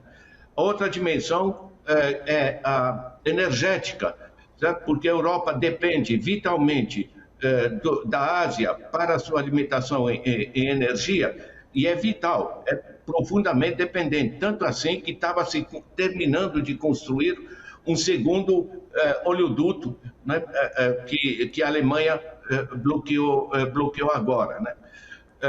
Então, esse peso sobre o sistema energético mundial é um segundo eixo. Um terceiro eixo é o eixo financeiro, né? Porque ao travar os sistemas internacionais, o chamado SWIFT, né, de transferência, e ao isolar, de certa maneira, monetariamente, a Rússia, o que está acontecendo? A China já criou o seu SWIFT, né, chamado CIPS. A Rússia já tinha criado o seu SWIFT, que é o MIR, M-I-R, né? MIR quer dizer mundo, né? Então, na realidade, todo o sistema dólar, que era hegemônico em todo o planeta, começa a ver numa situação extremamente problemática, né? E o quarto eixo disso é uma gigantesca campanha que foi solidamente preparada para dizer, meu Deus, estão invadindo um país soberano, entende? Esquecemos o Iraque, esquecemos o Afeganistão, esquecemos a Líbia, esquecemos enfim, um conjunto do que está se fazendo. Nesse momento, o Iêmen está sendo bombardeado, né? Em Kosovo, né, na Sérvia, você teve anos de bombardeios incomparavelmente superiores a tudo que aconteceu na Ucrânia. Isso aqui a gente esqueceu, né? Então, na realidade, está uma movimentação anti-russa que tende a isolar a Rússia, que é extremamente problemático, ao mesmo tempo que pode reforçar simplesmente o eixo asiático, né? A Rússia e a China, lembrando que a China já é o maior produtor, a maior potência econômica do mundo, junto com as capacidades de matérias-primas e as capacidades militares da Rússia, enfim, o gigante que é a Rússia, isso realmente está redimensionando o desenho geopolítico do planeta. Professor, muitos já se questionavam o poder da moeda americana, especificamente de sua valorização. Por outro lado, a valorização do comércio chinês, da moeda chinesa, e já se especulava isso dessa outra hegemonia mundial. E neste conflito agora também tem boicote aos bancos russos. O que o senhor pode falar para a gente sobre essa questão? Olha, basicamente, o dólar, isso vem desde 1945, os americanos passaram a decretar que o dólar é a moeda mundial. Isso significa o seguinte: eles podem emitir quantos dólares quiserem, porque esses dólares passam a ser reservas de bancos centrais nos mais diversos países. Ou seja, eles financiam o seu déficit simplesmente emitindo moeda, o que não gera inflação, porque os dólares vão para fora, né? Isso levou à quebra de Bretton Woods em 1970. São rigorosamente, eu estou com reuniões internacionais em torno disso, são 50 anos da quebra de Bretton Woods, né? E que os americanos disseram, sabe o quê? A gente não garante mais ouro em torno do dólar. Ou seja, vocês têm que segurar os dólares e a gente vai emitir o quanto pode. A guerra do Vietnã, a guerra do Afeganistão, as sucessivas guerras e todo o sistema de 700 bases militares no mundo que os Estados Unidos são financiados com dólares simplesmente impressos, né? E a indignação contra isso está aparecendo por toda parte, né? Tem livros, tem estudos, tem reuniões em torno disso, e a Europa estava buscando um certo equilíbrio, né? Por isso que é tão importante para os Estados Unidos provocar essa guerra e assegurar que a Europa volte no domínio dela. Do lado russo, é preciso lembrar o seguinte: sem dúvida que isso pode prejudicar muito, mas a autossuficiência russa, e em particular Rússia / China, lembrando que a China são 20% da população mundial, junto com a Rússia, certo? Ou seja, nós estamos falando de um gigantesco espaço econômico que pode gerar muito mais autonomia, né? E pode gerar uma dualidade, digamos, de sistemas econômicos entre essa zona mais asiática e o resto do mundo, né? Agora, isso já são especulações, porque nesse momento a gente tem dificuldade de prever qualquer coisa. O essencial para os Estados Unidos não é a Ucrânia, que os americanos mal sabem onde fica e não dão a mínima bola. O essencial é ter provocado conflito com Putin, porque o interesse americano é derrubar o Putin, certo? Porque derrubar o Putin e você expandir a fronteira da OTAN para dentro da Rússia significa que a OTAN chega às fronteiras norte da China, né? Que é a maior fronteira internacional do mundo.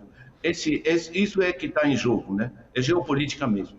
Professora, vamos trazer um pouco aqui, trazer essa discussão para o Brasil, do impacto deste conflito para a economia brasileira. Existe essa possibilidade? A economia brasileira pode ficar ainda mais prejudicada por conta disso? É fato ou não? Olha, o principal problema nosso em termos econômicos não é Kiev, é Brasília. Tá? Então, por exemplo, o petróleo brasileiro, que é um elemento central, porque o preço do petróleo, dos combustíveis, da energia, vai repercutir sobre todos os preços do país. Por isso que estamos com essa inflação. Não tinha nada a ver com a Ucrânia. Tá? O que acontece? Como eles são, em grande parte, o governo brasileiro privatizou o petróleo, nós estamos exportando bruto, paralisamos nossas refinarias e estamos importando refinados a custos mais elevados internacionais, o que é um ataque à economia brasileira de interesse norte-americano evidente, tá? Os grandes grupos internacionais, os franceses também, Total, está todo mundo nisso, porque o petróleo do pré-sal e o petróleo que o Brasil hoje exporta, veja bem, como o Brasil dominava todo o ciclo econômico energético, tanto pelas suas bases hidroelétricas como pelo petróleo, ele pode assegurar energia para o Brasil, para as empresas e para as famílias, a preço de custo. E quando você reduz o preço da energia, isso reduz os custos de todos os setores, reforça a capacidade exportadora, né? Isso é uma evidência. Isso tinha sido montado pelo governo Lula nesse sentido. Então, a alta da inflação, o fato que a gasolina está nesse preço, o preço do gás, tudo isso são decisões de Brasília que entregaram esse negócio aos americanos e faz parte. Se você olha no mundo, qualquer lugar que tem petróleo, você tem ataques, tá? Veja o Oriente Médio, veja a Venezuela, veja, enfim, o Brasil com pressão, né? Então, na realidade, nós podemos ter indiretamente um impacto de elevação de preços de alimentos, de elevação de preços energéticos, mas o principal vetor desse aumento que nós já sofremos e antes dessa guerra é a política econômica interna do Brasil. Professor, para finalizar, nosso tempo já está chegando, se caminha para o fim. No começo desse conflito, quando se questionava já essa possível invasão russa à Ucrânia, de uma possível terceira guerra mundial. Explica para a gente, por favor, isso pode acontecer, não acontecer, é só falácia? O que a gente pode entender sobre isso? Olha, eu lembro que Einstein foi perguntado como será a próxima guerra mundial, né?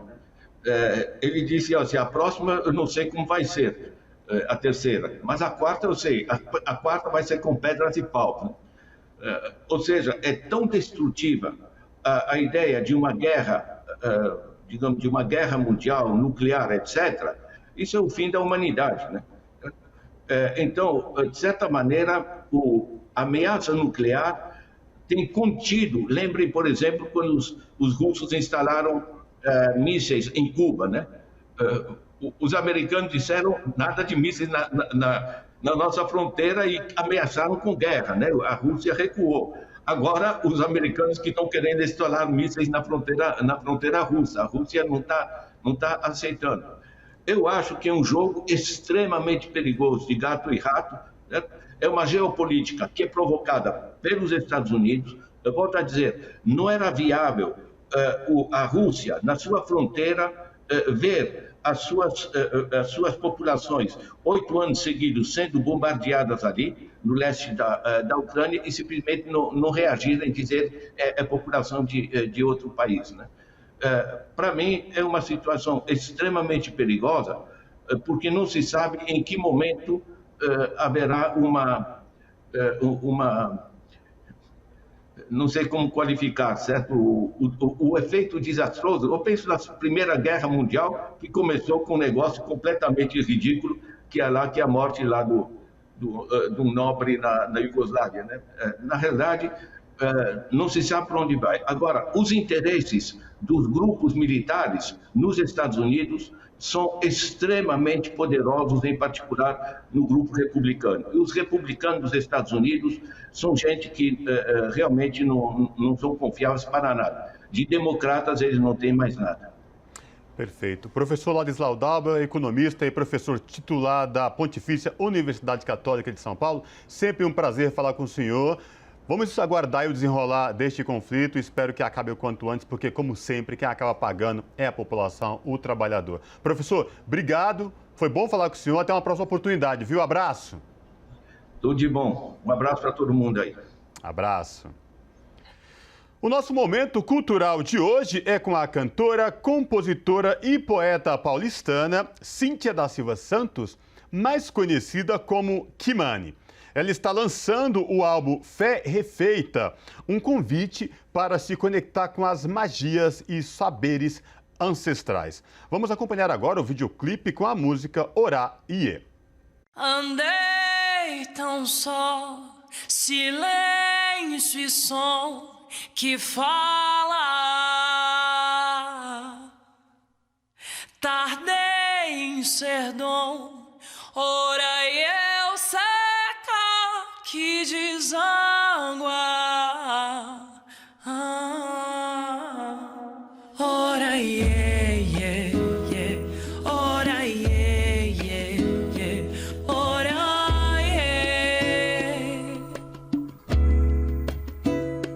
Ora iê, iê, iê, ora iê, iê, iê,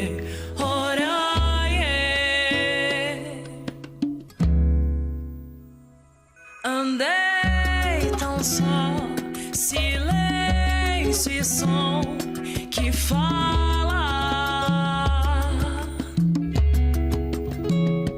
Tardei em ser dom, ora e eu seca que desangua.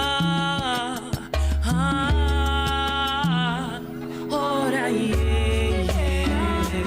ora e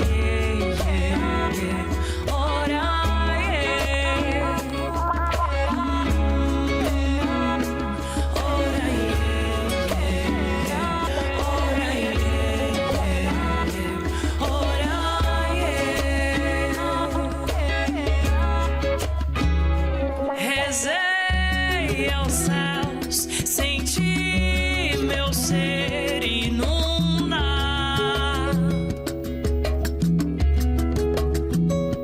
Eu sei, é Oxum, me valeu e aos céus, mãe das águas. Ora e ora e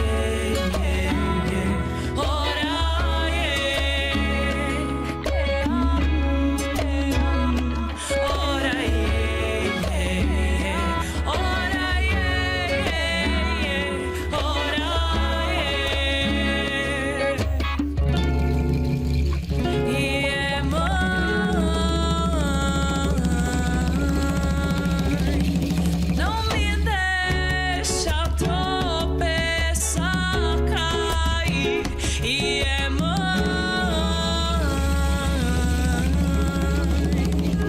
Não há dúvida, eu escolhi a ti, e é mãe.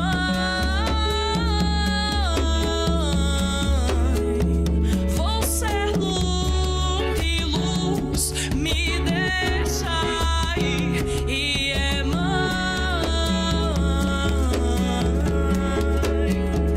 Eis a prece que fiz pra me ouvir.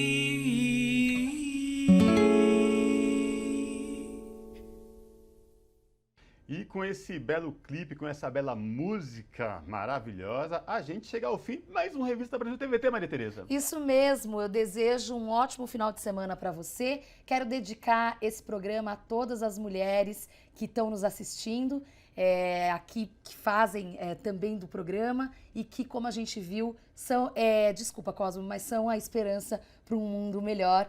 A luta é das mulheres, mas vocês podem ser aliados. Então é isso, quero deixar essa mensagem de parabéns e chamar a todos, as pessoas que não são mulheres, a serem aliados também e aliadas na nossa luta. Até a semana que vem, Cosmo. É verdade, Maria Tereza. A luta é de todos e todas juntos, juntos e misturados. Gente, boa semana, se cuidem e até o próximo sábado. Tchau!